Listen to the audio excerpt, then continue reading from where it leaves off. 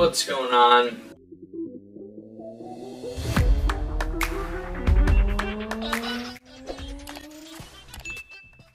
I want to hit on 8 ways, specifically on the residential real estate side, that we generate leads. The first kind of 2 go in hand, texting and calling. You know, we can get more into the specifics of how we generate the lists, but we keep it pretty generic. We've had success with absentee owners in the Ohio markets, and so we stick to that. Yes, we're missing out on some opportunities, but at this point, you know, we've gained some pretty solid traction and plan to continue doing, you know, the texting and the cold calling. The second thing that we do is direct mail. Definitely a little bit more passive, less follow-ups, less contacts in general, but really solid strategy. The third thing that we've really doubled down on is driving for dollars. So you're like, okay, yep, you've got your list now.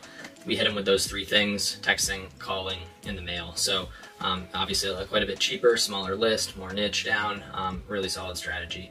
Got my notes here, a couple more things. So SEO, search engine optimization. So we had a website built. Generates, definitely, again, kind of like the mail, you get very few responses trickling in. But it's actually kind of a double-edged thing there. We have gotten leads through wholesalers that are looking for buyers, and because we're ranking for certain keywords, we pop right up.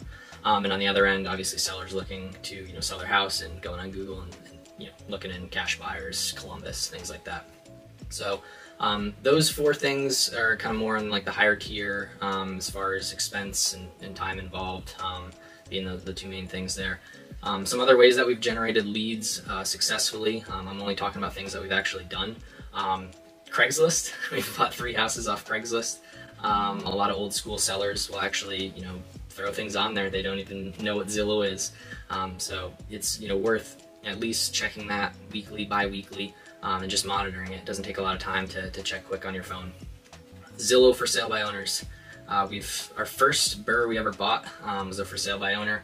One of our better deals, along with maybe 2 flips now we've done that were listed Zillow for sale by owner.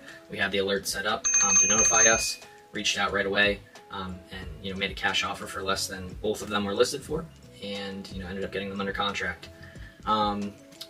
Referrals. So everyone, oh, referrals, organic, all these things. It actually works. Talk to people, tell people what you're doing.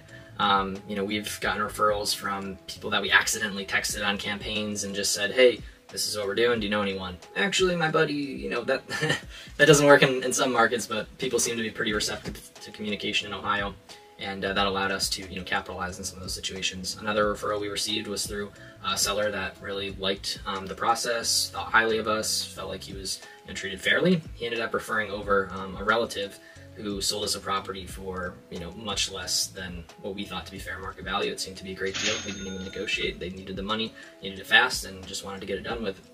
The last thing, Bandit Signs. Those annoying signs on telephone poles, they work as well. So we've gotten a few deals from them, and it's also similar to mail. You're not going to get very many calls, but when you do, it's usually someone that's pretty motivated. So hopefully, that gives some people some ideas and things to monitor, from the free side all the way up to, SEO. We're spending a couple $1,000s a month on that. But hopefully those 8 things give you some different ideas, and hopefully you're not already incorporating all of them.